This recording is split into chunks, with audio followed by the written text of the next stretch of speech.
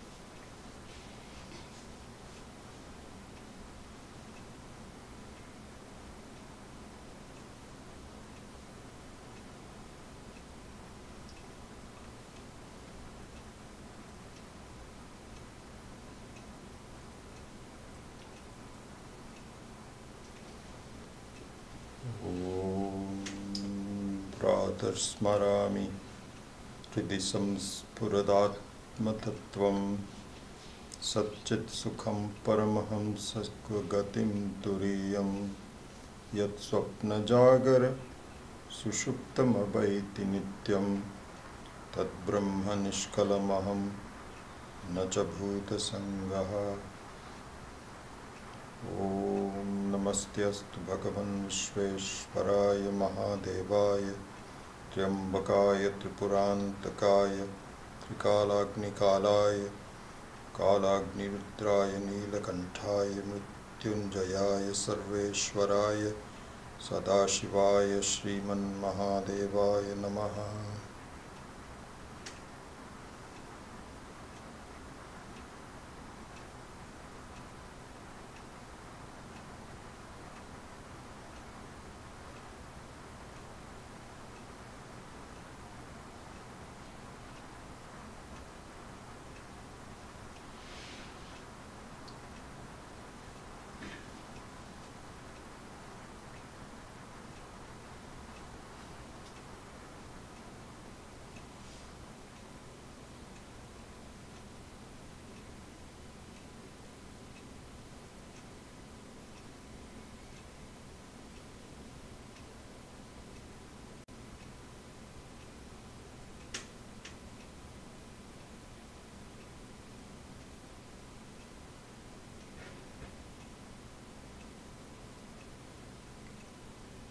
I meditate upon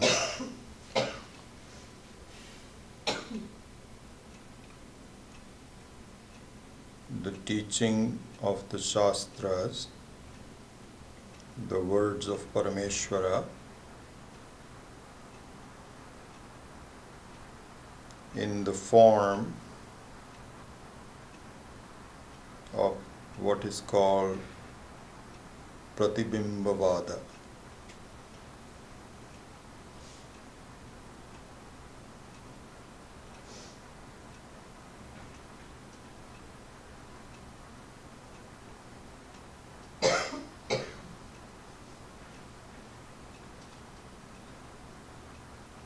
There are different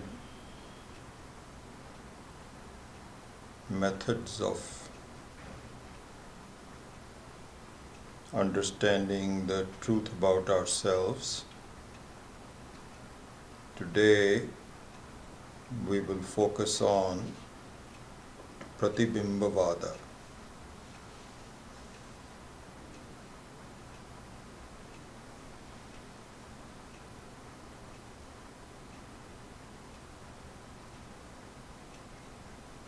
Pratibimba means reflection.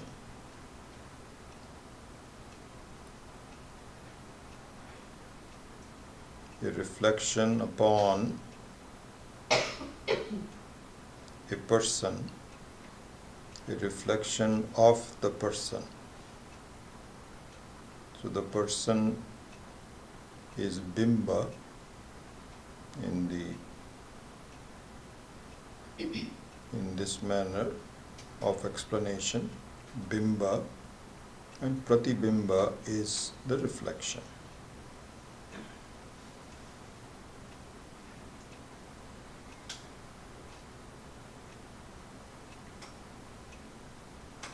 we will meditate upon the example of a person standing in front of a reflecting surface, let's say a body of water.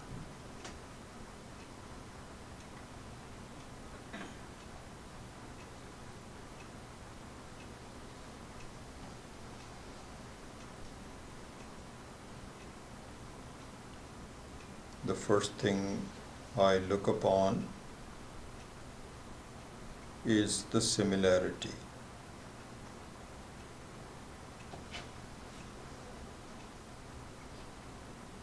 The bimba and pratibimba, the person and the reflection of the person,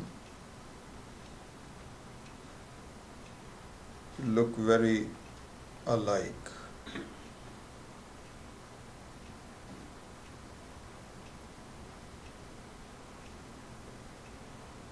The form looks alike,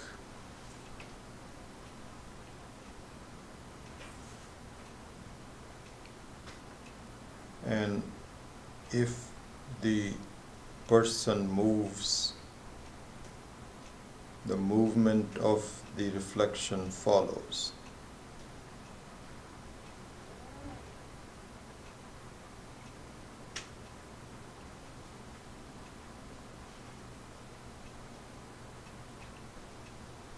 The person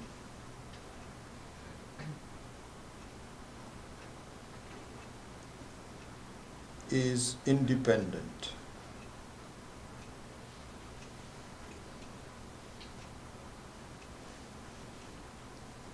The reflection is dependent.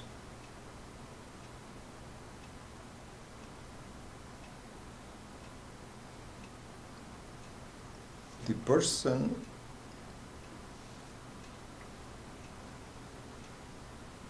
is pure.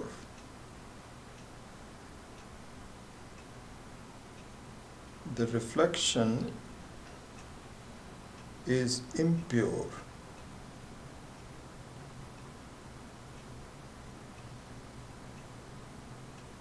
If there is any impurity in the reflecting surface, it permeates the reflection.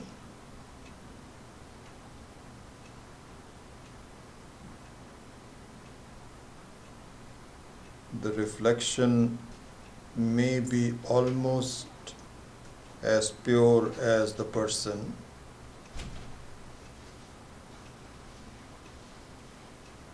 or it could be quite a bit impure. The person has no such the person has no such impurity.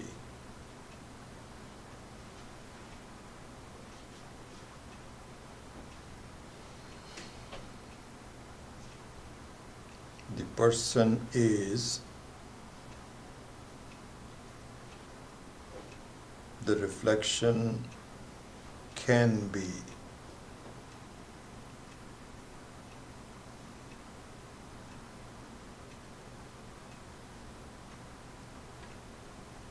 The isness of the person is independent.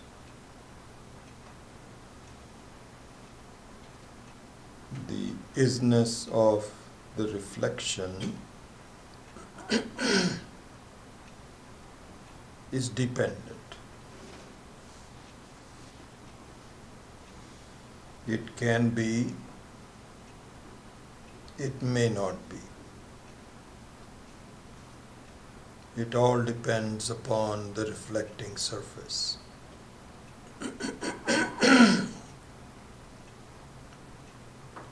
The person is not mixed up with any such dependency as the reflection.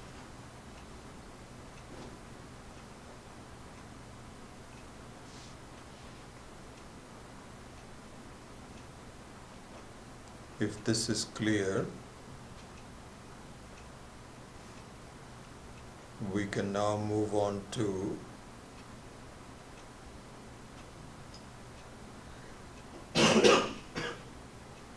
seeing the structure of the example onto myself.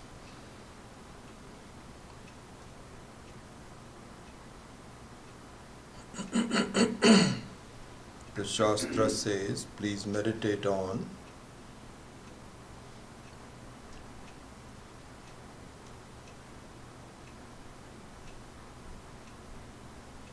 the experience of life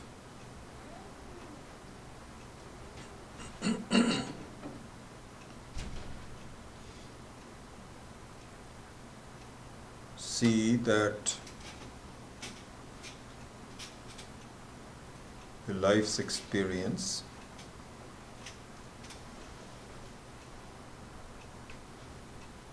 is like a person looking at a reflection.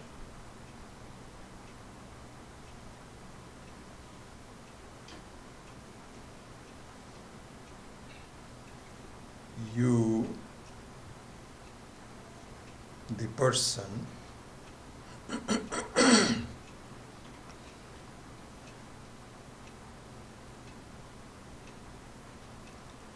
is looking at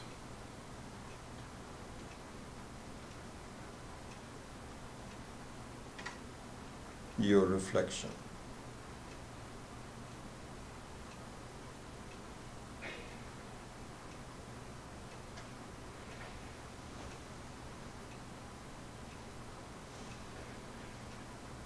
Here, the viveka, the discrimination of the person and the reflection of the person should be kept in mind.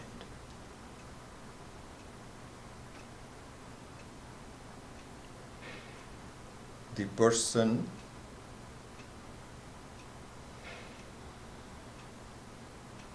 is none other than Brahman.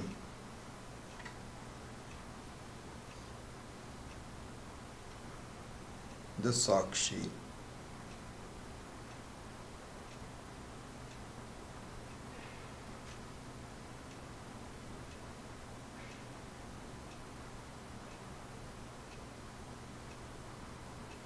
Satyam, Jnanam,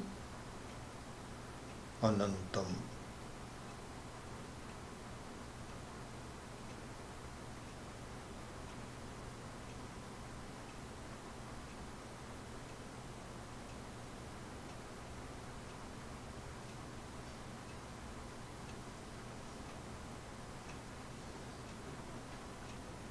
Satyam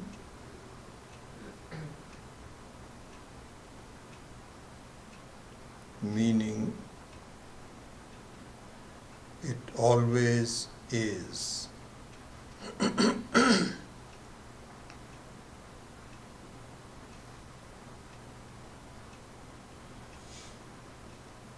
Swata Siddham.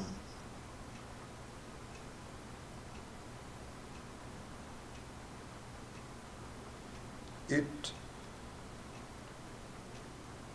independently is.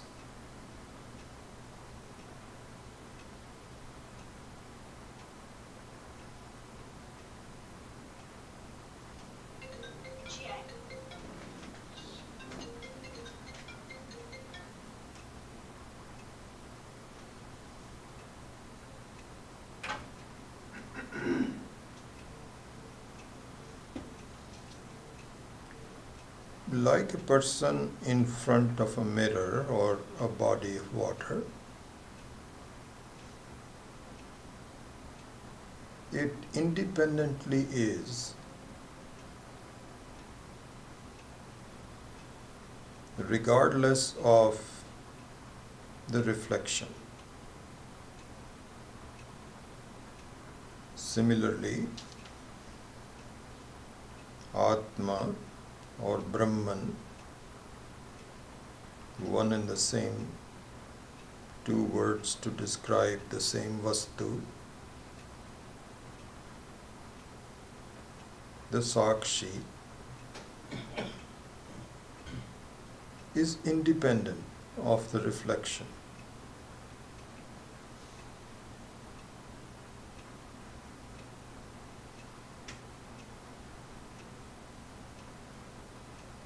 And the entire experience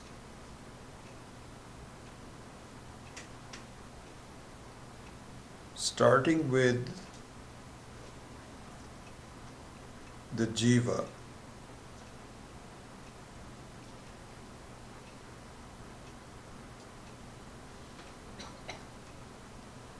the person with the body, thoughts, the prana, life, the person with life, an alive person, that is the jiva. Starting with that jiva, also called pranadhari, the one who holds on to life, one who is alive. Along with that jiva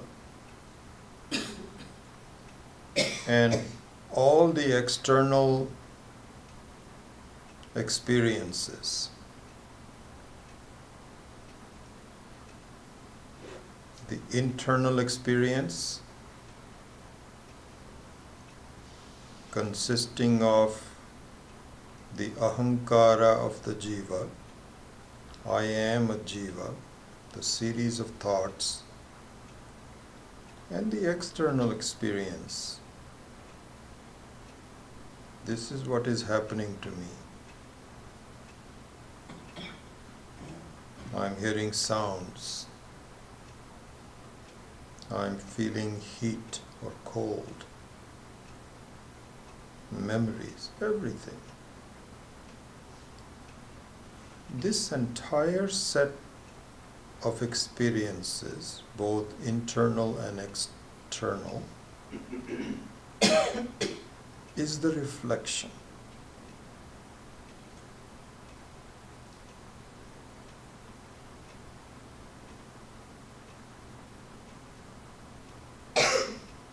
Atma, the Sakshi, Brahman, is the person,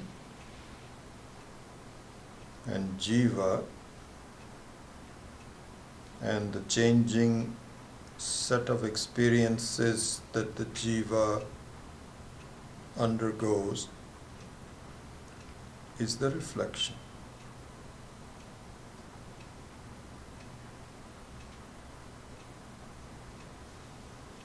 The Sakshi, Brahman, Atma is Satyam.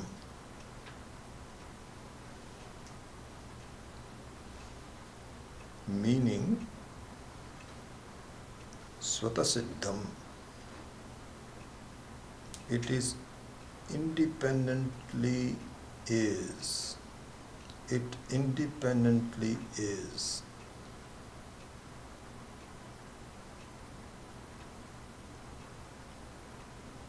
The existence of the person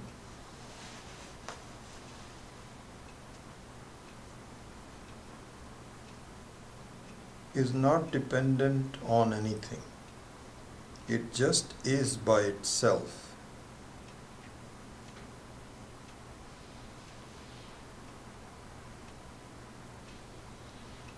The reflection, on the other hand,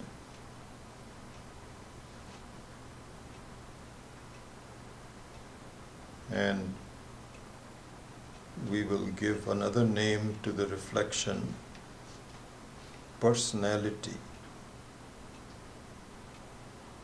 So the person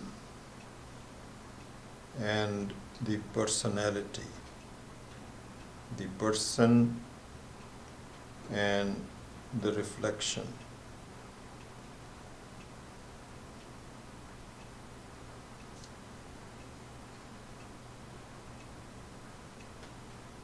The personality, the reflection, also is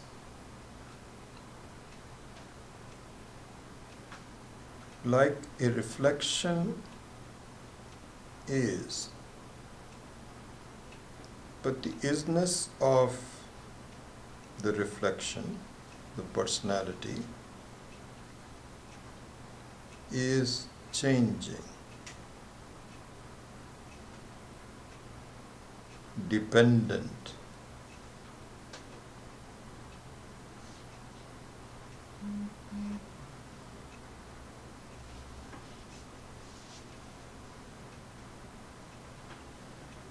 This, in technical terms, is called parasiddha.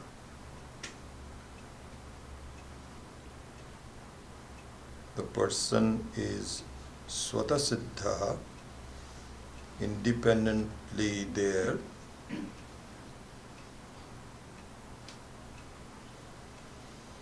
but the personality,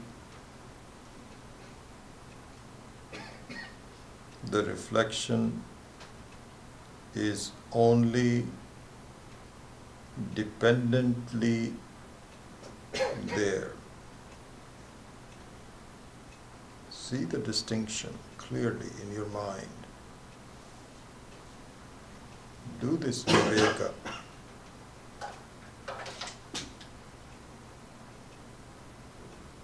This has never been pointed out before the study of Shastra.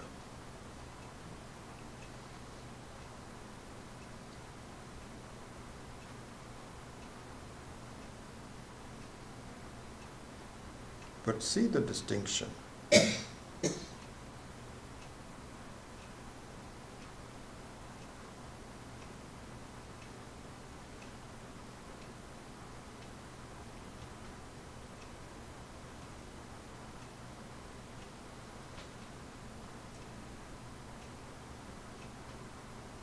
Meditate on it, think about it,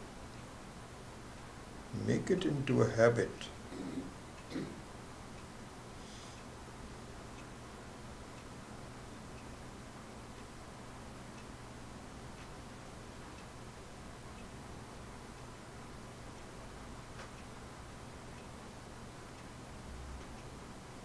This viveka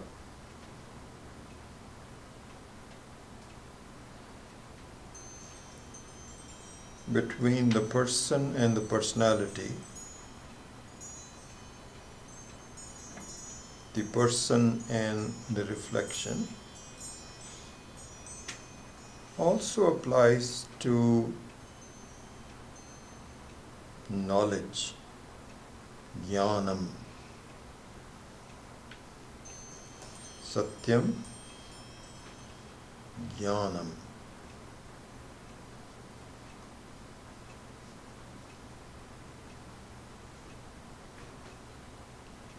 The personality, the reflection,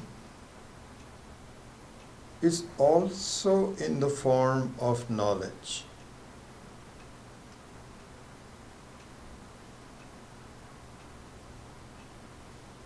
Awareness. Awareness and knowledge are one and the same thing. So you have an awareness of a scene. This is seen knowledge.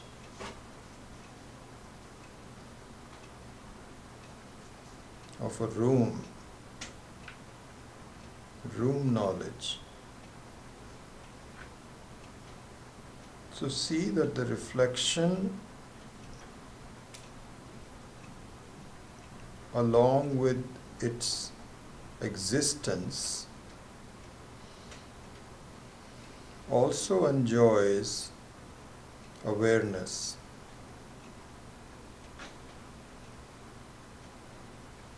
The entire set of experiences is nothing but dependent isness and dependent knowledge, specific knowledge. Your life's experience cannot be outside of these two parameters.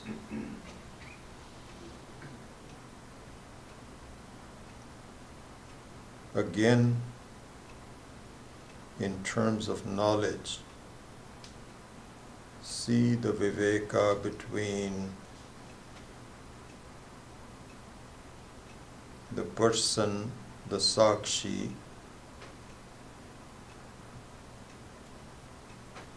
and one's experiences.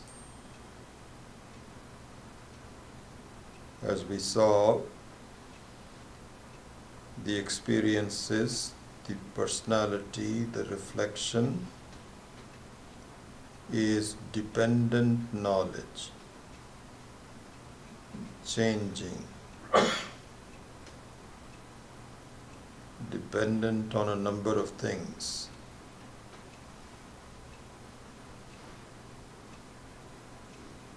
Crossing over from ignorance to specific knowledge of something.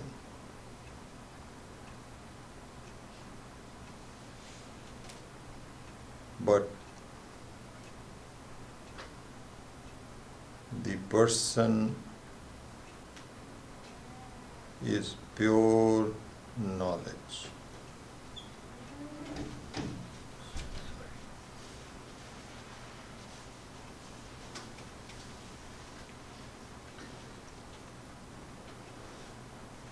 In technical language,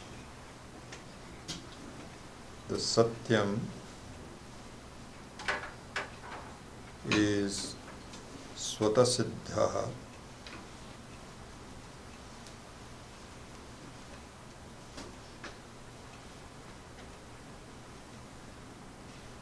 and the jnanam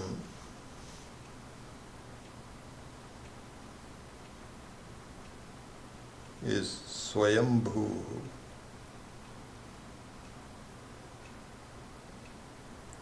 The word swayambhu, swayambhavati, can apply to both satyam and jnanam. But for now, let's just use it for the knowledge, swayambhu.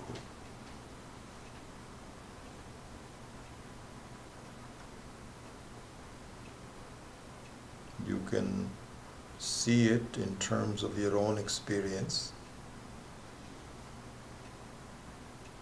I am,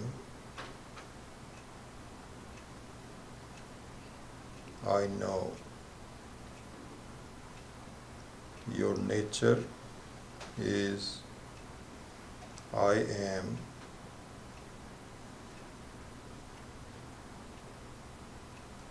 and I know.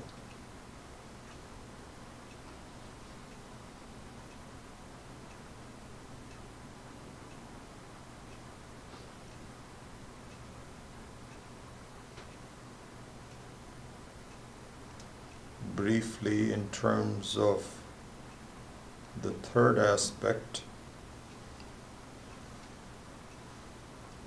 anantam,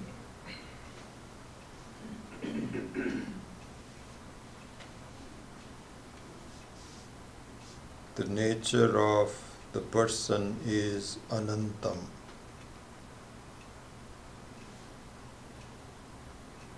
The nature of reflection is antam.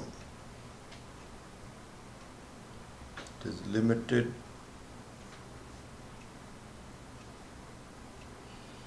changing. In the case of the person, it is anantam, does not change.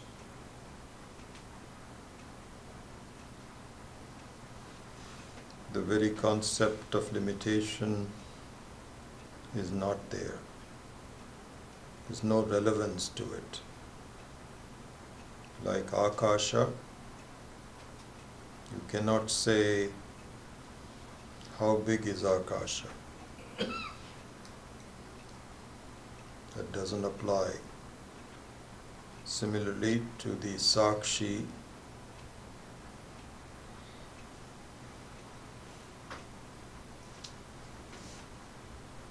Antam does not apply.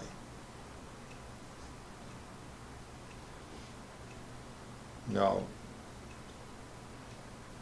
we will close this meditation with the following.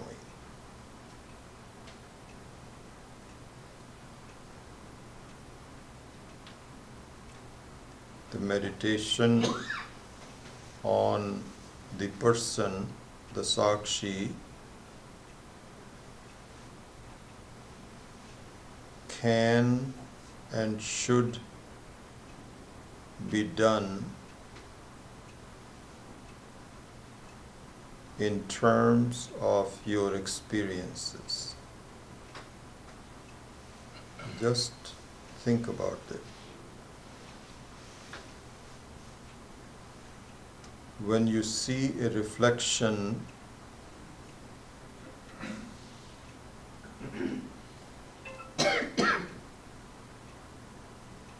in a reflecting surface,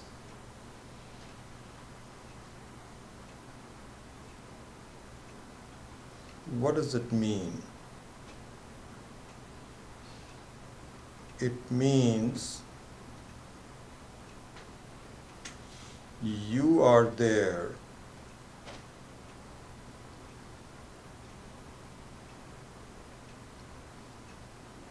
Every reflection of you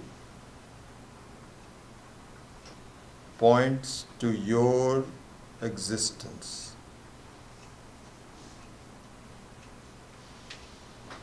Similarly, all my experiences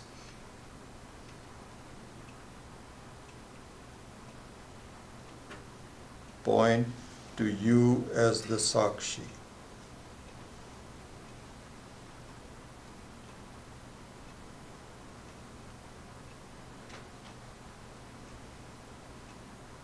See this very clearly.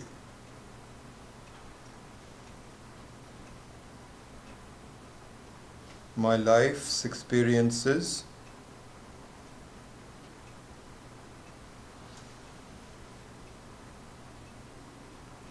should not be seen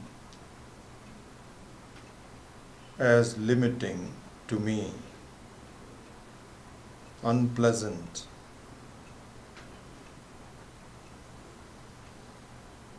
problematic. Instead, all of my life's experiences clearly point out that I am.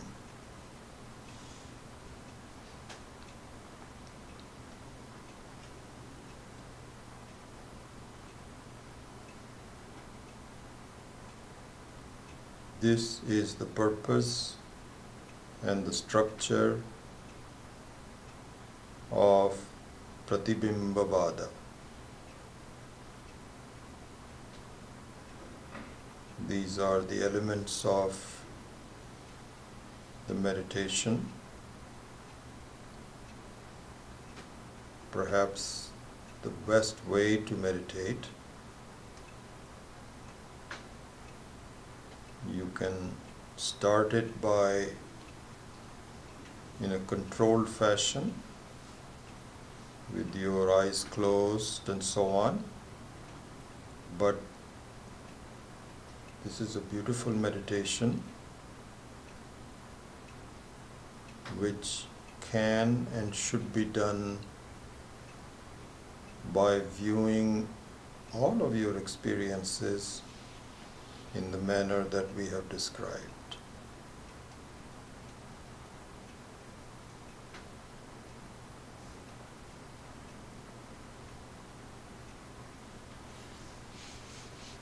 Om Shanti Shanti Shanti.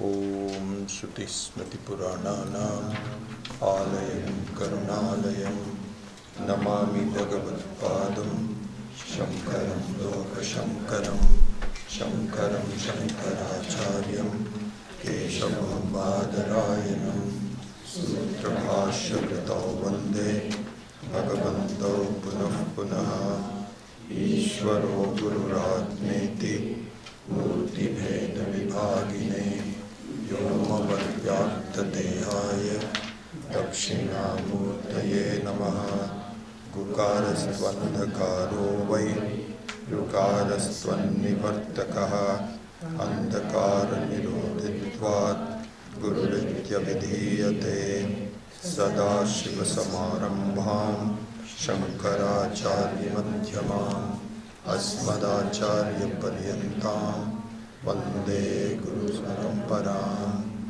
Om Sahana Bhavatu Sahanau Punaktu Sahaviryam Karavavahai Tejasvinavadhitamastu ma vidvishavahai.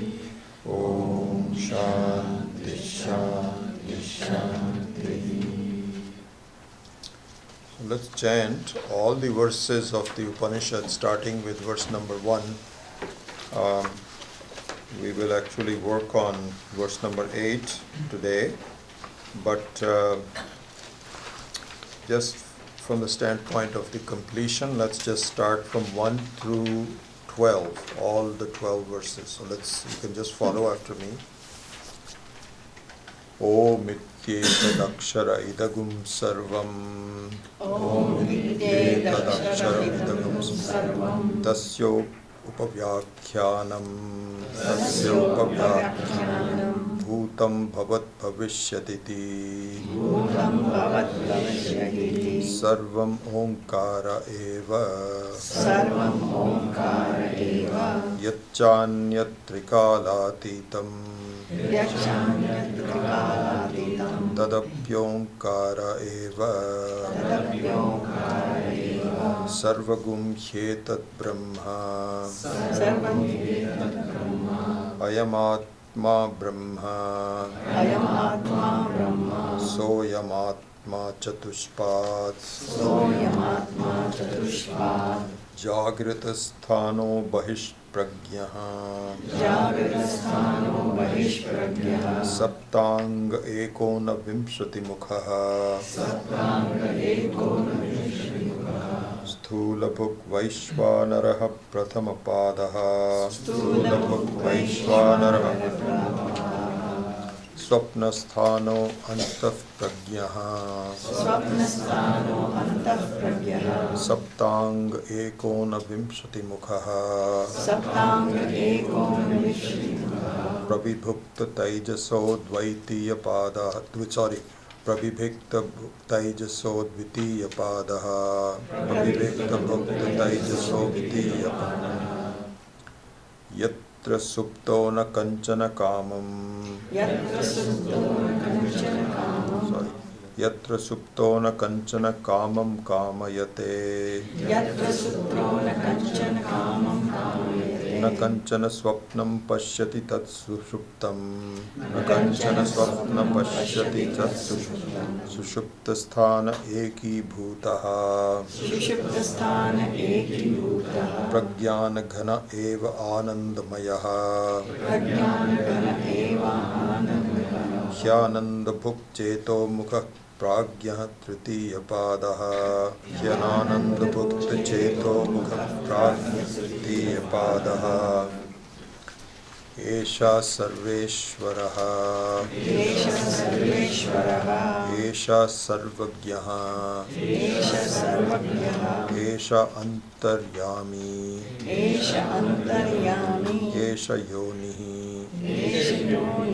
सर्वस्य प्रभवाप्ययौ हि भूतानां सर्वस्य प्रभवाप्ययौ हि भूतानां नान्तः प्रज्ञं न बहिष्प्रज्ञं नोभयतः प्रज्ञं न प्रज्ञानघनं न प्रज्ञं नाप्रज्ञं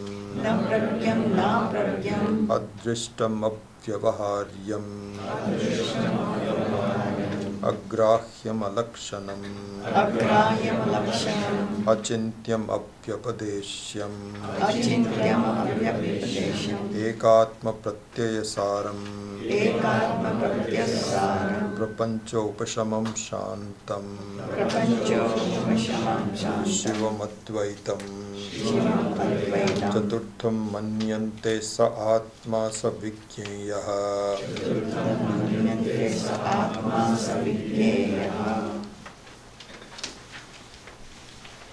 सोऽयमात्माध्यक्षरम् ओंकाराधिमात्रम् पादामात्रा मात्राश्च पादा पादामात्रा मात्राश्च मात्रा अकार उकारो मकार इति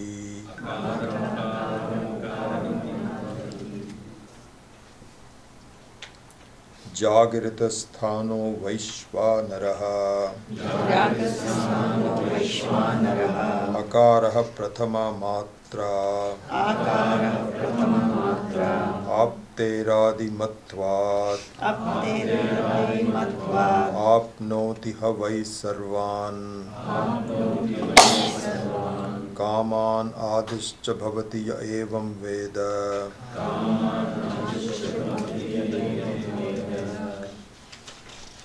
स्वप्नस्थानस्तैजसः उकारो द्वितीयमात्रा उत्कर्षात् उभयत्वात्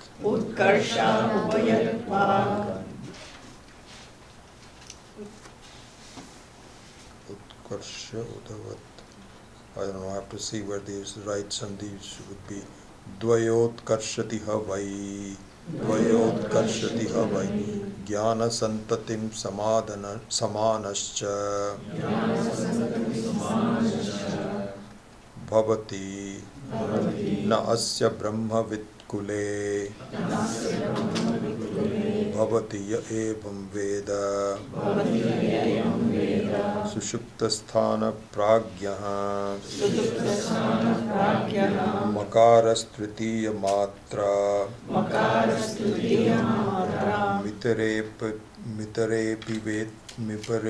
मितरेपि तेर्वा मिनोति हवा इदगुं सर्वम् अपीति च भवति य एवं वेद अमात्रश्च चतुर्थो व्यवहार्यः प्रपञ्चोपशमः शिवोद्वैत एवं ओंकार आत्मा वैव संवित् संविशति आत्मा अनात्मनम् य एवं वेद. The pronunciation of 8, 9, 10, 11, I think I need to work on it. I have really not listened to it very much so recently, so I'll redo it. So apologize for that. So we're going to try, with Raj's help, trying to write some things today that you can see on the board. It'll be interesting. Let's see how that goes. I've got some ideas on what I want to do today on that.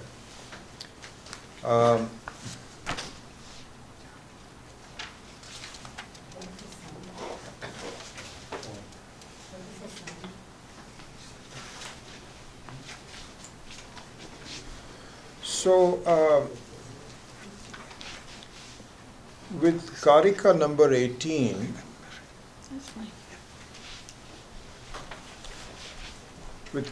number 18, the commentary on the 7th mantra is now complete, as you know. Okay, so the structure of the Karika is very interesting. We will see this in more detail in a few more classes, but so far, as you know, the Upanishad gave some verses, then the Karika gave some commentary, then the 7th verse came up and the Karika gave some more commentary, and then now the Upanishad is going to complete, not Upanishad is going to complete, we will complete the Upanishad number 8 through 12, and that completes the whole Upanishad. And then after that, the Upanishad having been completed, the Karika now starts. It has already started, but the bulk of the Karika explanation will come after the whole Upanishad is complete. Okay, so this is the structure that is going to happen. So now, let's do it with the, instead of talking about it, I just want to draw some, let's see how this works out. It'll be interesting. How do I erase? How do I erase? If you have to put the erase button. You have the eraser. Oh, okay. Oh, no, this line. Oh, this is erase. No, it is drawn. Go back. But this line is still there in my. Yeah, it is there, Still but there. So how do I erase this line? These scribbles. Okay.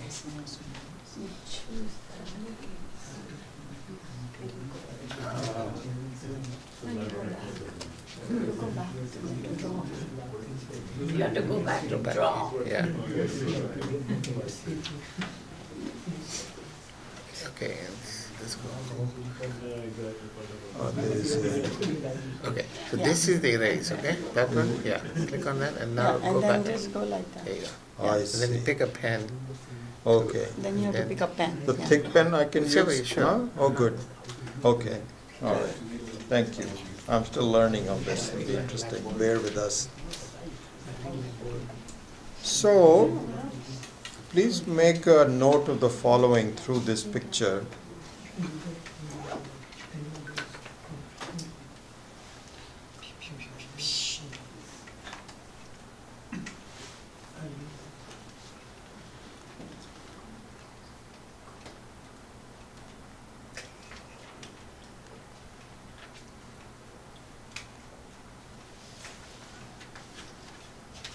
What happened?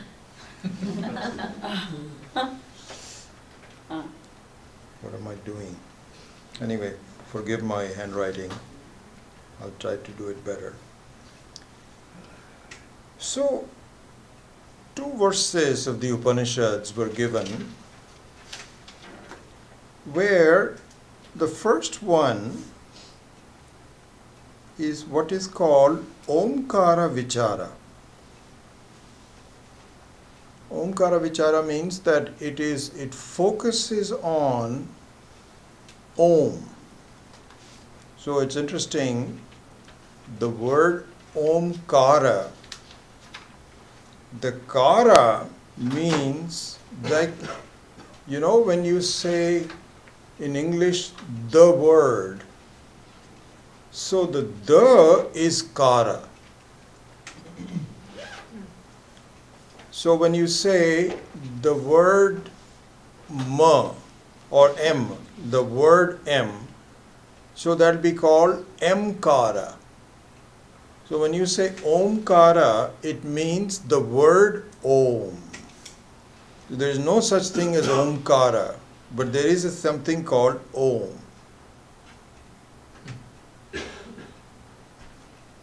Okay? So the first verse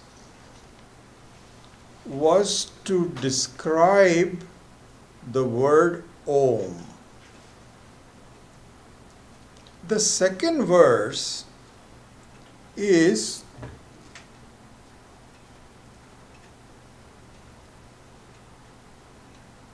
the Atma Vichara.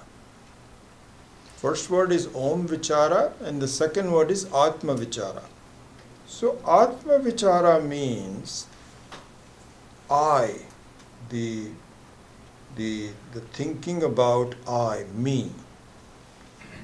And the first one is about the name Om.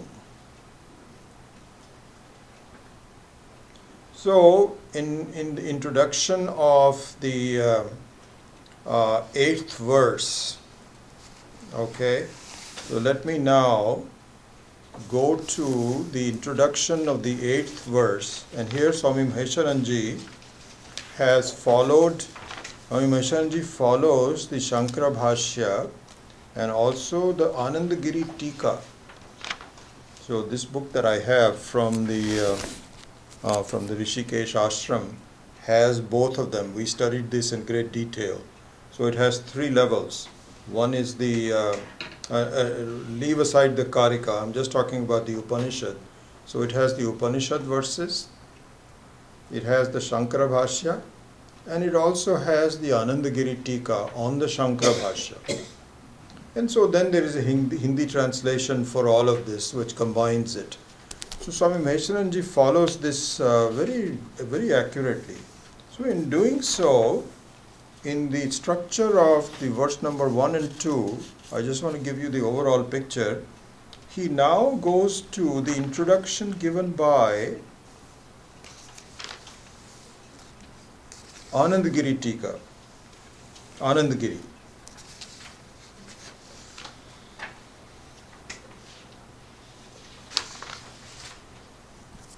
So let me actually read it from it. So Anandagiri says, sorry, this is a little awkward, but anyway, I'll do it better as time goes on. Anandagiri says, Tattva Jnana Samarthanam Madhyamananam Uttamamananam Cha Adhikarinam Adhyaropa Apavadabhyam Paramarthikam Tattvam Upadishtam Idanim Tattvagrahana Asamarthanam Adhamadhikarinam Atmadhyana Vidhanaya Aropadrishti Eva Avastambhya Vyachaste. Is this English? This is this Sanskrit beautiful and important words. All of these commentaries are, there's nothing not important. So let's just let's look into that in all this manner. So there are 2 things being pointed out. One is called, let's see if I can, how do I go back to it? It's dark. Oh, okay. You know what? Let me hold on that for a second. Let me complete this, then I will erase this. Okay? So, now in verse, the Atma Vichara was expanded in verse number 3 to verse number 7.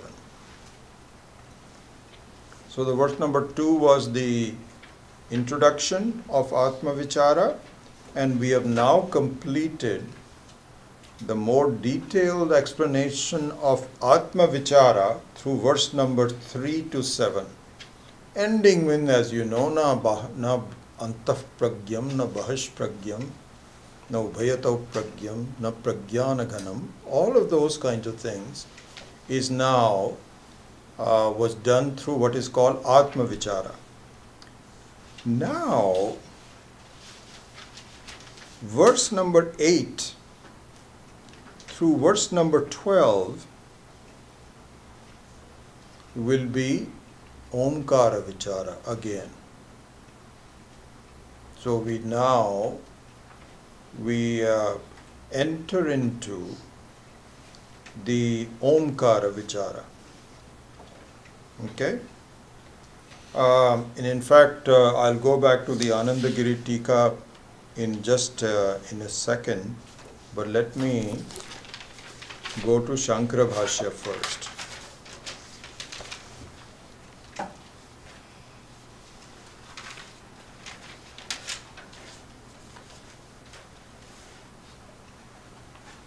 So Adi Shankara says in the introduction to verse number 8, it's an introduction to verse 8, not the verse 8. Abhidheya pradhana omkarascha chatushpat atma iti vyakhyata yaha saha ayamatma adhyaksharam aksharam adhikritya abhidhana pradhanyena varnyamanaha adhyaksharam kim punaha tadaksharam iti aha omkaraha. Okay, so now let's see the explanation of that. So this now, we will come back to this for a minute, but let me just erase it for now. Slide it up. Slide it out? Up. Sorry, go down. And scroll down. Scroll down. Oh, Yeah. like this? Sorry, the other way. Yeah. So that I can just go to a new page? Yeah. Yeah. Without, but the other is Yeah. interesting. Okay, good, thank you. So, now you should also be clear, this is an advanced class, so I'm giving you some of the background also. So there is called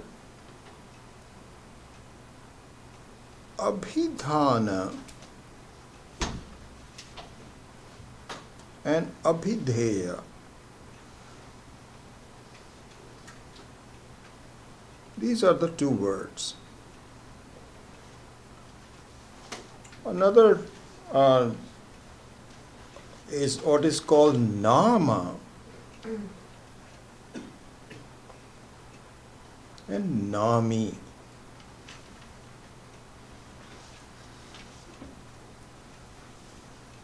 Nama and Nami. So, Abhidhana or Nama means the name, and Abhidheya, Nami, means the person with the name. So one thing to now see is that the entire world, the Nama and Nami, belong to the same Vastu. You cannot actually have a Nami without a name, and you cannot have a name without a corresponding Vastu. So when you say mango, the word M-A-N-G-O, or in Hindi, Aam, there is a corresponding Vastu to it. So the Nami is the actual fruit and mango is the name. So this is Abhidhana and Abhidheya. Okay? So they are inseparable. Inseparable. In fact, it's interesting. I read it somewhere, very beautiful explanation. And so this explanation is just a sidelight to it, but the main thing is that even though the Abhidhana and Abhidheya are inseparable, they should be the same, but they can be used in a manner where the emphasis is on the Nama and not on the Nami, or vice versa. Okay? So I am taking this from an example that Swami Maheshananji gave, and I'll present it to this class in a kind of like a modern setting. And so for example, suppose there is a roster of this class, which I have. Okay?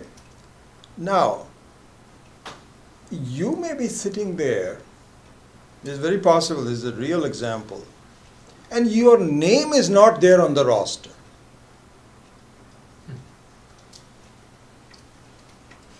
And you're introducing yourself and so on, and I say, but this is a new name, I don't know, your name is not there in the roster. He says, I'm sorry, I didn't inform you, but I'm attending the classes. So let's look at this. In this case, my emphasis is on the name, not on the person. Because the person is there. But what I'm saying is that it is missing from the roster. That means the next time I have to introduce this class or something, if I have to cancel a class, then you will not be able to get it. So the name is important, even though it refers to the same person, but as a separate entity it is important. Vice versa. Supposing your name is there on the roster, but you're absent. You're absent. So what am I going to do with the name? You are there on the roster, but on any given day you are not there at all. Okay? So this example, now I can go back to it. So anyway, let me finish one thing. This is what is called Abhidhana Pradhana or Abhidheya Pradhana. Pradhana means it's not as though you are completely ignoring it, but your emphasis. Pradhana means emphasis, relevance. So I am worried about whether you are on the roster. So this is what is called Abhidhana Pradhana. Or if you are there on the roster but you are not there, then it is Abhidheya Pradhana. Okay? Now, just connecting it to Om is the Abhidhana and the Atma is the Abhidheya. It is the Nami, it is the person. Which person? Atma. In fact, you can now say Om is your name.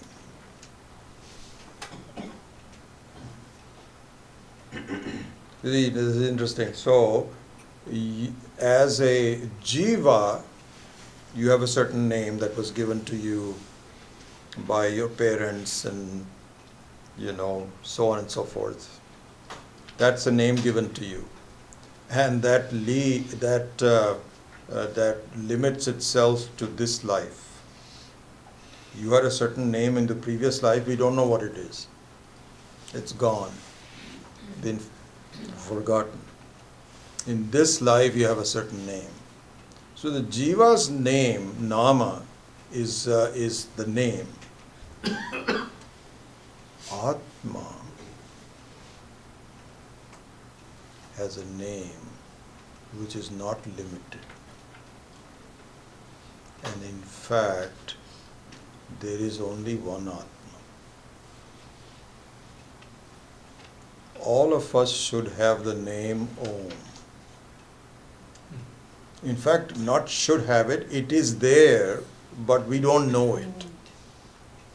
I don't even visualize what I am as a Sakshi. I have no understanding of it. Therefore, the name doesn't mean anything. It's Om just looks like a floating thing that I've heard. And And in fact, another interesting thing that I read from Swami Maheshananji's commentary later on, I'm going flitting back and forth.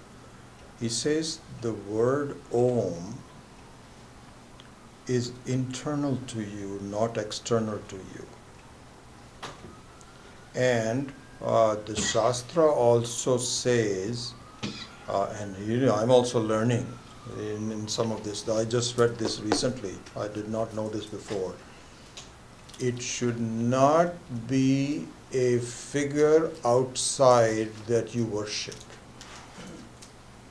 There are actually temples where the shape Om is carved into some stone and it is worshipped, and this is a mistake.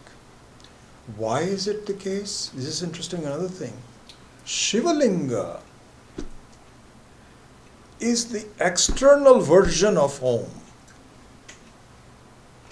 So if you have to worship, and you should worship Shivalinga, that is what is okay. In all the temples, Shivalinga is there.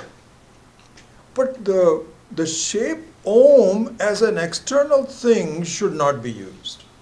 Why? It's an internal thing. It is the name of yourself. And the thinking about it, analyzing it, doing vichara should be done internally. And so, there's a reason for doing this. I can understand Swami Maheshananji's. Because if you look at it as an outside thing, it seems like it is outside of you, isn't it? So already we are confused because I don't know where Parameshwara is. I think it is outside somewhere. And so this makes it even worse. So anyway, one commentary that Om should be done internally. Okay? So now we can go back to the commentary by Adi Shankara. Okay? So now look at this. Going back to this, I'll bring the this one right here. This should be Atma, not Atma. All right. Now look at this. Let me ask you a question. The verse number 2 and therefore the explanation of verse number 3 to 7. So let me just ask you what do you think? Is this Abhidhana Pradhana or Abhidheya Pradhana? What do you think? Abhidheya Pradhana. Thank you. Very clear. Abhidheya Pradhana. Raj, why does it turn off instantly? Is there some way for me to keep it on? Or does it? Yeah, you can adjust the battery. Okay, we'll do that because it just becomes dark like within 2 seconds, or with 10 seconds or something like that. Anyway, I'll extend it. I think that doesn't do it, but here it turns on. So now Shankara's commentary, just look at this. Abhidheya Pradhanaha Omkarascha Chatushpad Atma iti Vyakhyata.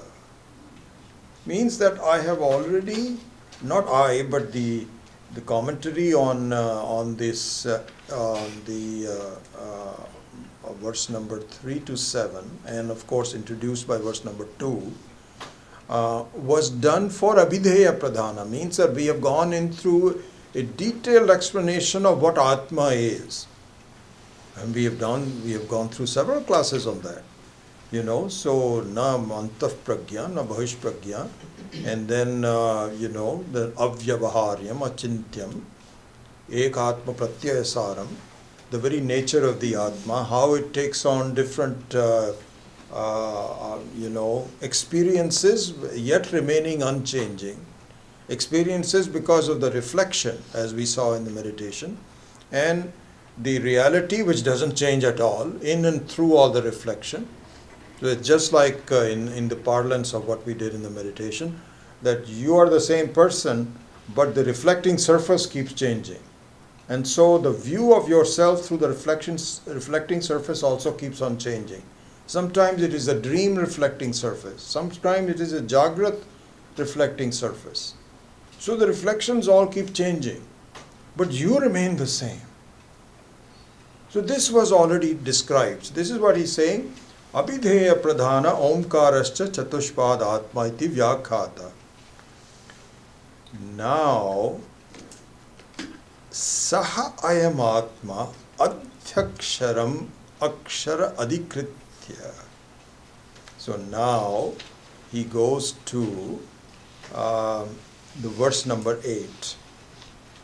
Okay? And so this is, and I'll come back and finish this explanation in a minute. But in the meantime, I do want to go back to the Anandagiri Tika, okay, which I read earlier. There he says, and I'll explain it. I'll just quickly go. So he says, Tattva-jnana samarthanam madhyamananam uttamamananam cha adhikarinam. Okay. Now, let us look at another way of describing the student's ability. Okay. So, this is types of students.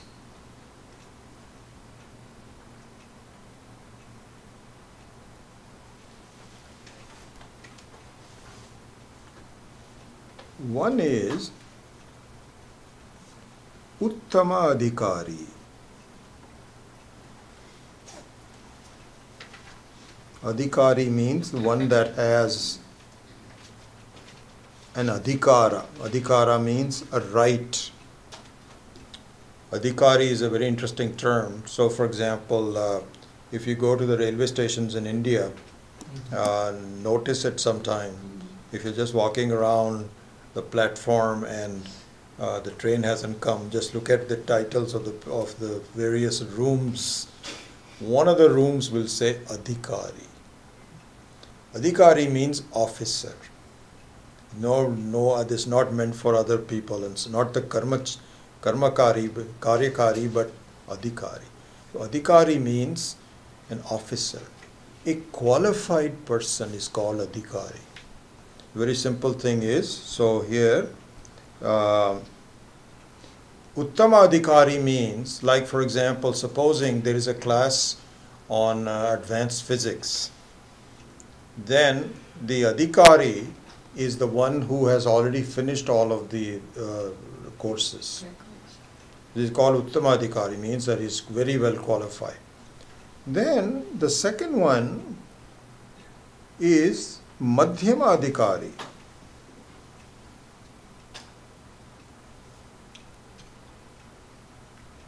So intermediate student. And the third one is called Adhama adhikari. So a beginner hasn't really collected all of the basics of what needs to be done. He's still starting out and so on. Okay, so these are the three things. So with this now, the Anandagiri Tika makes sense. So he says,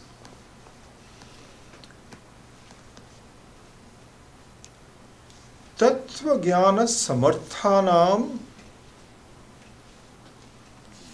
Madhyamananam Uttamananam cha Adhikarinam.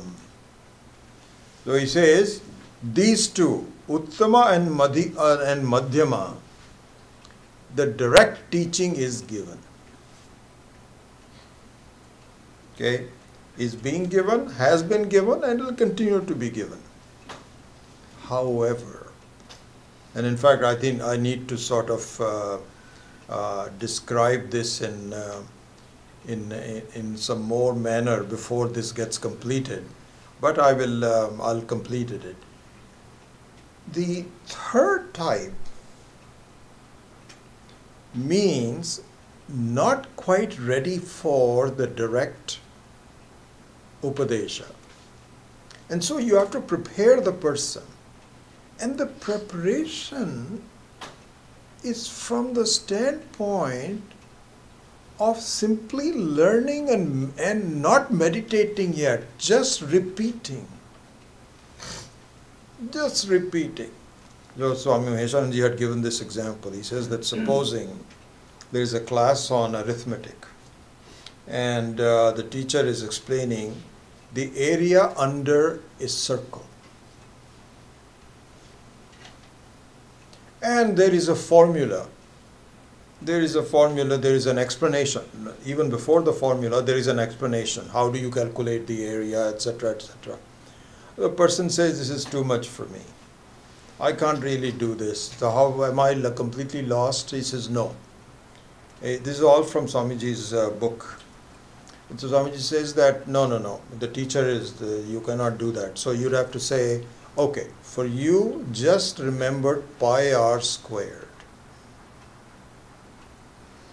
The value of pi, the value of r, which is the radius, and square it, and that becomes the area.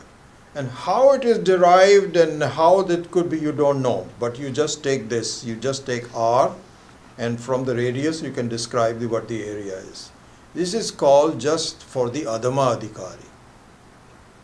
Whereas for a Madhyama Adhikari and a Uttama Adhikari, the whole derivation, why that is the case, how it happens, is very clear. So therefore now, the Nama and Nami will be taken up in a manner for the Adhama Adhikari. So what he's saying is, up to now, with the explanation of 3rd through the 7th, we have taken care of Uttama Adhikari and Madhyama Adhikari. And now we are going to go into the Adhama Adhikari.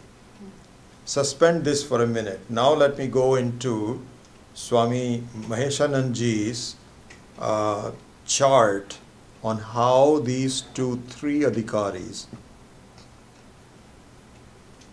are divided up.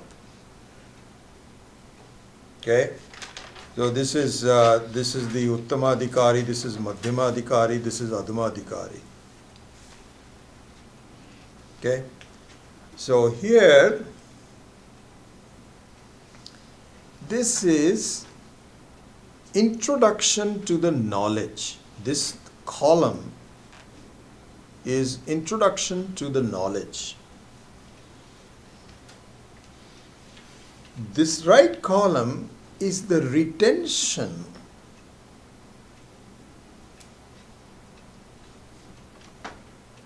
of knowledge.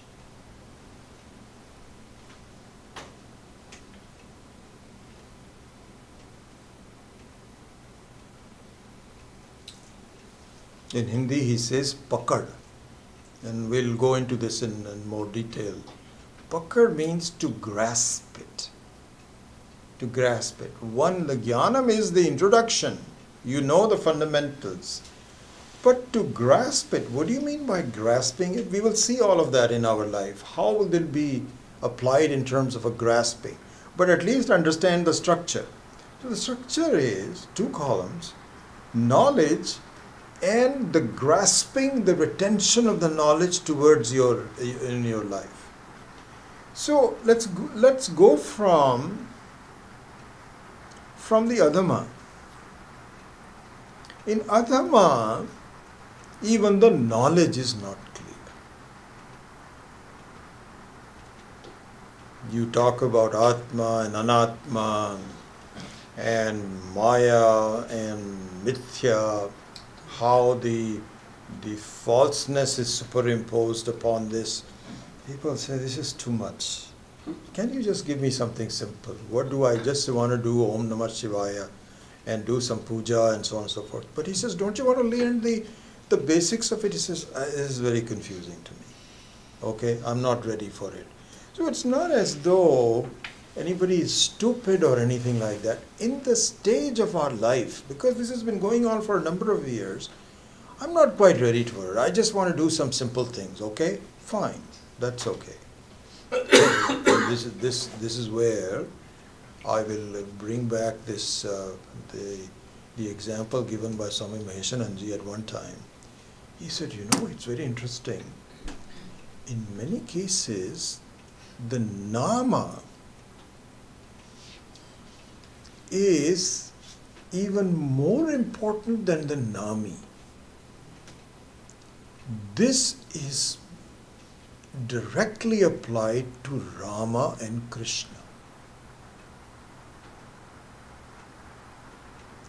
Their names are so important to us. Rama, Hey Ram. When Gandhiji was shot, the last word he said was Hey Ram. And so there was, all he had the refuge to was the Nama.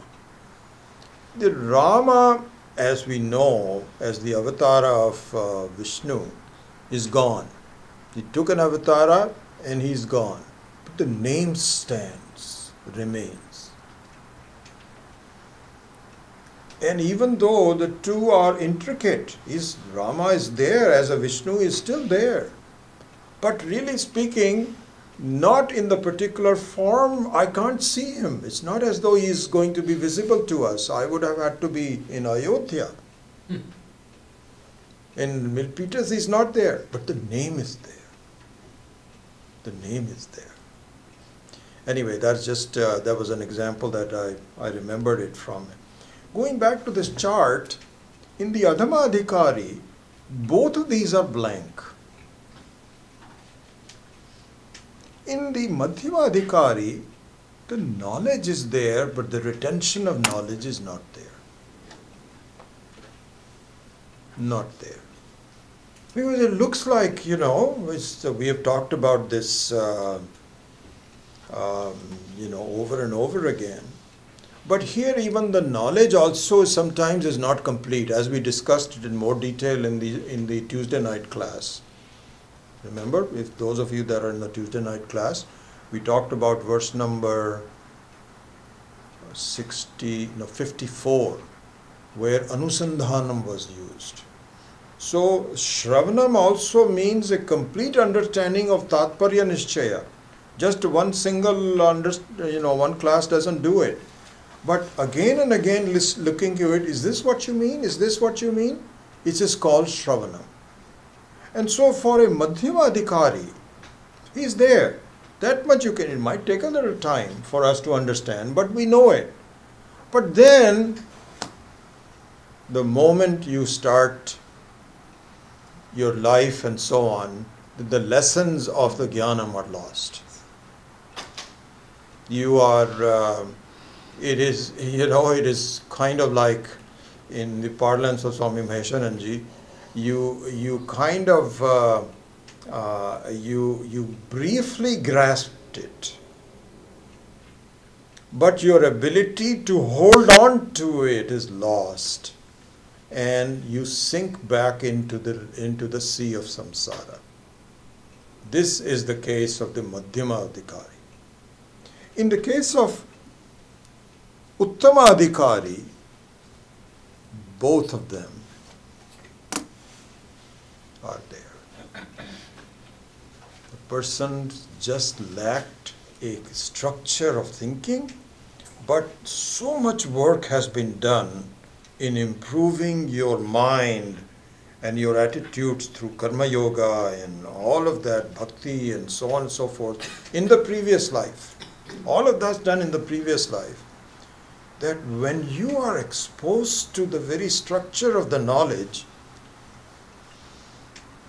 you do not let go of it. That makes such a big impression on you that really the rest of the things just fall into, just go away from you. This is what you want to do. And there's so many examples of this. It's not just like, this is the thing we say that in the Advaita Vedanta, in all other schools of thought, we do not know of Jivan Muktas. Don't know it. People might say, I am a Jivan Mukta, this or the other, but But in the Advaita, it works. And so the way it works is, really speaking, to go from the Adhama to Madhyama and to Uttama. And we will go into the Mananam and all that requires to what all of us are in that manner. Even the Swamis and so on. We're all traveling, all going this direction. To become a Mahatma is not easy, but possible. It is not something like a romantic kind of a thing, he's a Mahatma and so on and so forth. There is a way to become a Mahatma. Very possible we may run out of time this life, but so what? This is now the beginning of the freedom. Okay. So that being the case, let's see now if I want to take up. Okay, so what we can do, I can let's look at the word meaning of verse number 8. Actually, we can even close it now to leave some time for some questions. So I think that we will take up verse number 8 in more detail from next time on, and so we will go over that. So let's wind up the class and leave some time for questions, and then we will go next time. Om Swasti Prajabhyav Paripalentam Nyayena Margena Mahishah Go Brahmanebhya Shubhamastu Nityam Loka Samastha Sukhino Bhavantu Kale Vashyatu Parjanyah Prithvi Sasya Shalini Deshoyam Shobharahitaha Brahmana Santu Nirbhayaha Sarve bhavantu sukhinah, sarve santu niramayah, sarve bhadrani pashyantu, ma kaschit dukkha bhag bhavet, asato ma satgamaya, tamaso ma jyotirgamaya, mrityo ma amritam gamaya. Om Purnamadav Purnamidam Purnat Purnamudachyate Purnasya Purnamadaya Purnamevavashishyate. Om Shanti Shanti Shanti. Hari Om Shri Guru Namah. Hari Om.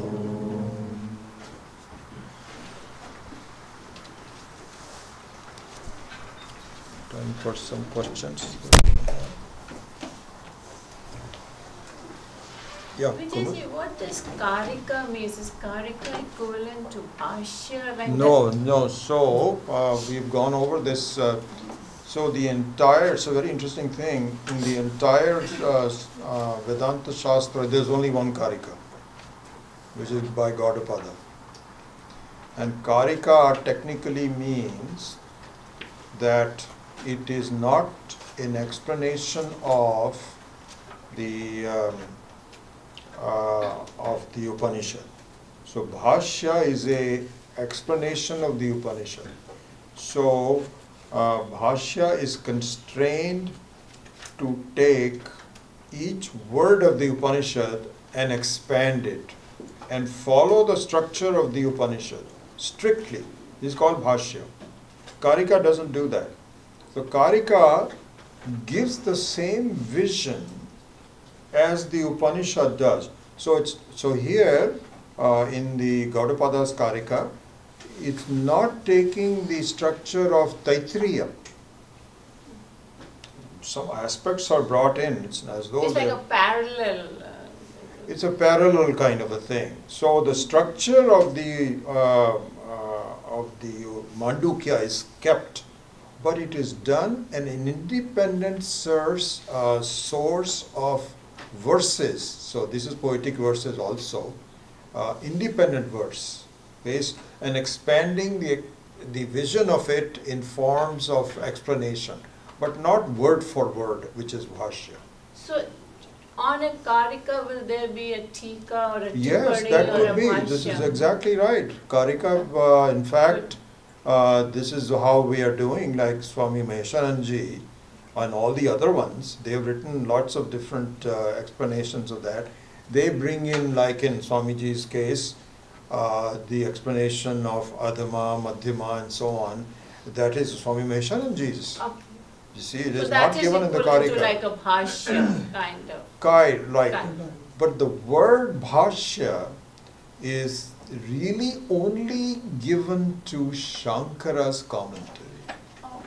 not anybody else's. So it would be called a tippani or a tika. Could be Tika or Tippani and so on and so forth. So like in Anandagiri's case, that will be all in that case.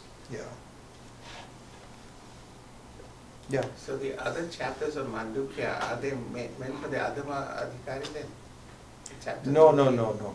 No, this will be, we will see that in more detail. This is just a short 8 through 12 where superimposition of the Nama and Nami will be taken up. It's really meant for everybody, but primarily for the Adhama. Primarily. How about the chapter 2, 3 and 4? Because That will be now, all of that will be for everybody. Well, Really primarily for the because it's more detailed explanation of More detailed Maya explanation, and yeah. Nitya and all that. I would say 98% of the work on is meant for the middle one, Yeah. Madhyama. Uttama doesn't need it. He will say, nod it, and he says, okay, you guys do it, I'm done. And Adhama may decide to come to the class. Generally, they won't even come to the class. You know, they'll say, what is all this? I don't understand this. Go to the temple, this is more important. All of the study of Vedanta is really meant for the Madhyama. How to go from Madhyama to Uttama. So when Atma is not a Vastu, how can you designate a name Nami? But it is a Vastu. What do you mean it's not a Vastu? You can't say it's not a Atma is Vastu. Vastu. That is the only Vastu there is in the whole creation. But how can a Vastu means that the thing which you see So, in the three dimensions. that's exactly right. You don't have, the Vastu doesn't mean you have to see it as a thing. In fact, it is the very content of all the Vastus. So this is the main Vastu.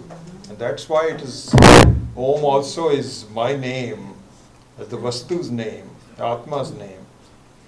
So we'll go into this in more detail. So yeah, it is not not an object that you can objectify. Yes, that's what I meant, yes. But it is a subject of the object. So the subject also is the, in fact, is the real Vastu. And so that Vastu is the one which should have a name. And in fact, that's exactly right. What kind of a name to give to someone who is not an object that you can objectify? That is a good, you are actually asking a good question. How can you have a name? So we will see. In fact, by understanding the Om, the structure of the Om, it will become appropriate for someone for a Vastu which you cannot objectify. Similarly, when Om is all internal, so why do we externalize it by writing Om, making pendants it's all Yeah. wrong? It is technically wrong. I mean, you can do it Yeah, as it's very transactional. yeah. I think it's more like symbolism Symbolism, rather I than would say anything else. symbolism to remember, Yeah. to remind you, you know. I think Swami Meshanji was saying that don't carry it to such an extent that, in fact, what he was railing against is, he must have gone through, I mean, I have not seen this, but there are temples where the main murti is the sign Om. Oh, that's That is wrong. Wrong. That's what he was saying. Otherwise, if you say Om and so on, it's not as though, Worshipping. yeah. Are there other Swamis also who have just expressed, just like Maheshanandaji, that Om should not be I have not symbolized seen it. This was the first time I saw it. Or is it his personal opinion on this subject? No. I think that, if it is personal, it's a very highly respected personal view. You have to see that. You have to see it for yourself, really. Because it appeals to me that to externalize it, you are already worsening a situation, you know. That appeals to me, because the real progress has to be done internally, and this goes against it in that manner. Yeah. But it seems like it's a tool for the Adhamadhikari just to have something more tangible. Yeah, that could be done, but then that also should be the pointing out should be done to, even for the Adhamadhikari, it should be said that, you know, so like for example, one example of the Adhamadhikari would be where, and that applies to me for swimming, you know, so if a person says, supposing you start a class, it's a real thing. You start a class among students, say, okay, we're going to do swimming. So what's the next step? You do this, and then you move your hand and so on. And okay, now start doing it. And you start, you know, you gulping and so on. So in my case, what happened was when I started doing swimming, I was very allergic to the chlorine. And so nowadays there's less chlorine. Anyway, I cannot do swim. So for them, if you were to do that, you'll say, okay, lie on the bed, face down, and pretend you are swimming like this. Supposing you really want to become a swimmer. So you're not even in the water. You are just pretending, you know. So Swami Dayanand used to say that fake it until you make it. So this is the faking it mean. But the faking it, even for just to comment on your question about the Adhamadhikari, even the faking it should be done the right way. So in the case of the swimming, you cannot say just close your eyes and, so at least you should pretend. At least you should pretend. I had a friend when I was working for HP, we actually, not a friend, he was a colleague. We had gone out for some conference in Washington, D.C. long time ago. And none of us liked it, but there were two to a room. And so my roommate was, and so I still remember this, I will get up in the morning, and I hope I'm not disturbing him or anything, I was just doing some meditation. Those days I was so enthused about meditation in the morning. I still am, but much more natural now, so I was meditating. You know what he did? He took out his golf clubs and he was swinging the golf club. And I opened my eyes and said, what is this guy doing? And what he said, and he's a scratch golfer. Scratch golfer. He says, just pretending as though I'm hitting. The ball is not there. That helps a lot because your muscle memory is built. Wonderful. He says, the first thing I do in the morning is just whether I have won the golf course or not. So the Adhamadhikari, to answer that, is even there, the externalization should be mentioned. So it is in the right direction. That's all. Arvind, sorry. Yeah, on retention of knowledge. Yeah. Is it more like implementation, what you learn? We'll discuss this in great detail. There's a lot of stuff coming on the implement. That's the real stuff. Yeah. So we will do that. So kindly hold that question and so on. And another question, I mean, this is what I understood, but maybe today I got a different. So, 3 adhikaris, they are all qualified to study. But Uttam Adhikari listen to the teacher and he will just take it because he understood thoroughly. Madhyam may be in between. But Kanistha Adhikari is the one who argue too much and teacher has to spend a lot of time. Sorry. No, you're right. There's so many stages of this. So many stages of this. So, you can slice it in different directions. So the argument and so on and so forth. You know, It's interesting. Swami Chinmayananda used to say that. I still remember his words. Some of those, I can't remember what I had for dinner yesterday, but sometimes 40-year-old Swamiji used to say, Swami Chinmayananda used to say, that out of two people, one who's an agnostic and one who's a careless Gnostic, give me the agnostic. Because the agnostic has some very definite ideas why there is no God. He's a thinking person.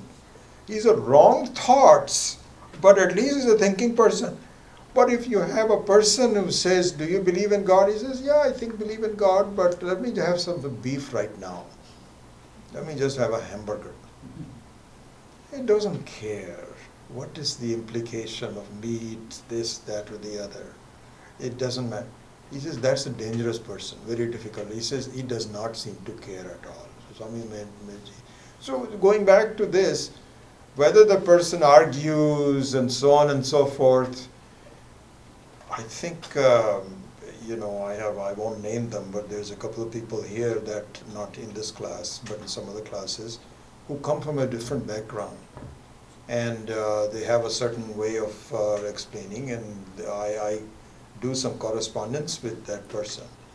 And I applaud that person, because at least you are thinking. The thinking wrong, but we will change it to do it.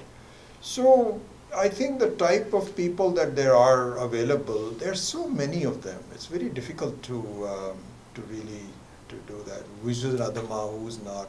Yeah. And the reason I ask you, because Vichar Sagar, it's another Yes. Grant, and when I was reading, Kanisthadikari confused you as if, oh, whatever he says is right. His argument is so much. So it's a confusing, that's why. There are so many different aspects of it. I think another one, there's so many variations. There are also people who simply believe in the word and don't analyze it. Another dangerous problem. Just complete faith without understanding, or argument without faith. So this requires, ultimately, I tell you what really is, this is what happened to me when I met Swami Dayanandji. This is what changed my life. Ultimately, you have to be convinced, my God, this makes sense. I am not ready for it. What do I need to do? This is what needs to be. I was also clear that but the whole thing was so marvelous that for the first time in my life I said, I am going to dedicate my life to understanding this. And I'm still not quite clear. I'm still working on it. But my clarity is coming. It's coming. It's slowly happening. So this is what needs to happen. But the impediments are so many impediments. Confusion of the mind. Your life's, sometimes you get medical problems. What are you going to do? You all want to do that, but you can't.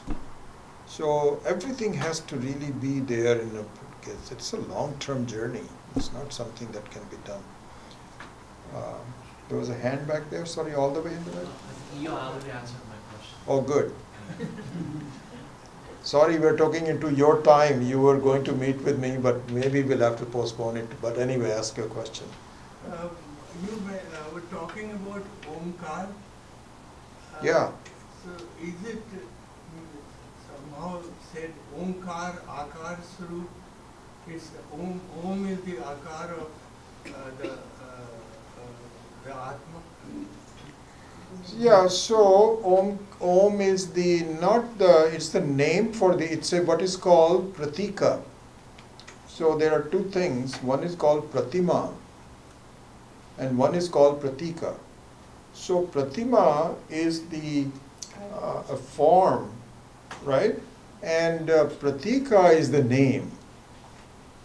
So Rama, for example, is the pratika. And you can have a picture of Rama, which would be a pratima. So both are there. So the Omkara, of course, just means the word Om.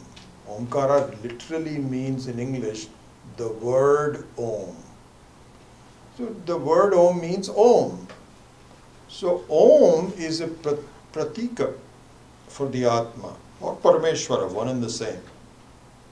And so that's how it is, yeah.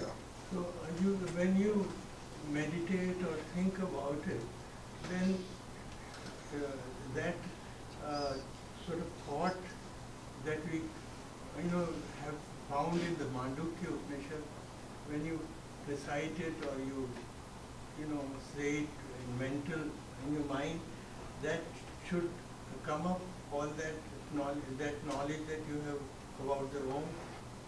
Yes, of course. So the word Om, and as we will see, the explanation of, see, this is the thing.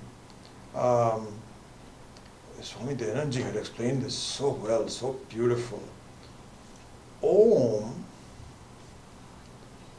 is an appropriate name for the Atma. The most closest name. So and the question is, how do you say that? Why do you say it is the most appropriate? This what we will prove. When we study now verse number 8 through 12, it will show us the appropriateness of this name alone should be. This will become very clear to you. I am absolutely positive. You stick with me for a few more classes and I'll make sure it is as clear to you as it is to me, which is why the word Om is appropriate, the only one which is appropriate for it. Yeah, Rani? So if you are meditating on the word Om, does it mean you're meditating on the Atma? Yes, of course. Yes, definitely. Absolutely. Yeah. No two ways about it. Yeah. In one of the Upanishads, Yeah. it is mentioned that if a person meditates on Om as the external, manifest universe, Mm-hmm. then he goes to Brahma and he gets Kram Mukti, yes. And if he Yeah. meditates on the Atma as a That is absolutely correct. That's a good way to, yes. Sadhya Mukti, yes, absolutely. If you understand the explanation of the Om as an appropriate name for yourself, and you see it as clearly as you should, then you're done. You're finished in terms of your acquiring mukti. But if you're not quite ready for it, in spite of your trying, your mind is not quite, hasn't qualified itself, then the next best thing is that it will give you mukti later. But either way, your future will be protected, one way or the other, either now or the later. Yeah, absolutely. Okay. All right.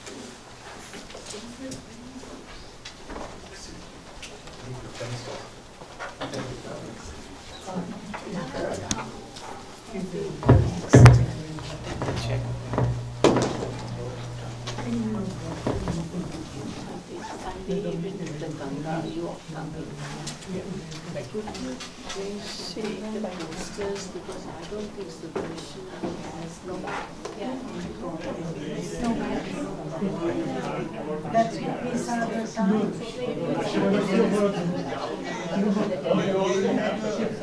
I think the city charged me.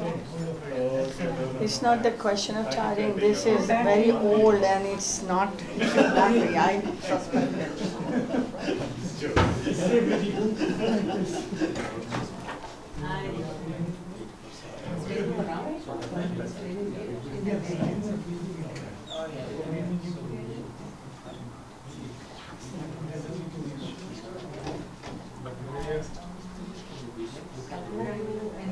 came out nice. I think you should be able to clean it. Clean it all. I don't know how. Okay. So. I got to play with this. It's very useful though. Is it? Yeah, it very is. useful. Huh? It is. Was it? Did it Yes. come out okay? Because I don't know how it felt. No. I think they should be. Clear should be here somewhere. Huh? There should be something. Somewhere. Allah looks into it. You have another menu, right? That came up. Well, there was this, just That's the erase. this the erase. Yeah, I'll look at the. It's very useful. It's not very clear. It's not as clear on the video, but we can see it very clearly because of the reflection of the light. It's not. It's Yeah. You know what though, what I was thinking, we should have this one up here, so that it doesn't reflect on it, Yeah, I don't think. and you can see it better. Yeah. And That's also the the only thickness of the Pen. pen. If it is thicker, I think it's more visible for No, the I video. tried I to think do that we are as thick good. as possible. Yeah. So I'll see whether, because they had 4 or 5, I took the last Yeah, one. this Okay. one And is the maybe last use one. black instead of just pitch No, I black don't know and if then there's- You know thickness. what? You can even take this one.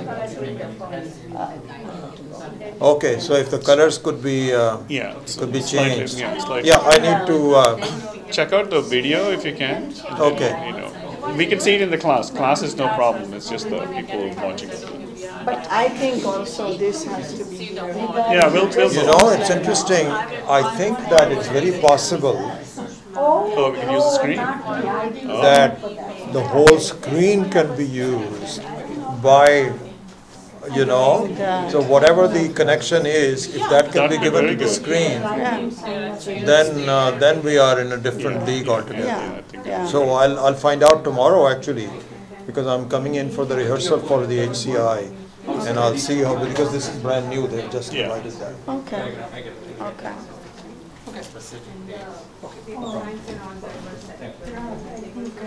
There's a question to sign up for some class. But now I think, Raj, this one is the battery gone. What is the charge? Now we can charge it Charge them. here. Back here. This Need charging. this needs to be charged. Already? I thought you didn't press the battery. I don't think it's a battery. I think it's This is really old. There's no battery. Where is It it? was long. I just saw it, but it was. But it lasted longer. The old one lasted longer. I know. Oh, you put the new battery in, it's still? Yeah. It's Really? actually lower now. It's only Oh my half the God. time. Yeah, that doesn't, Okay, so here, We'll just access. use the cell phone.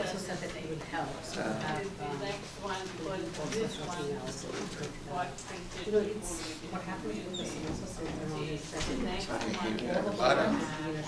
So this is the calendar, right? You can actually One turn and on one the is screen. going to change You don't need to keep the screen on. Turn off the screen. That might save the battery. So previously it was working for 3 hours. Now it's working for only an hour. That's what, with the time, the conclusion, Because I don't know. you see, check, what, how So charged. was it full?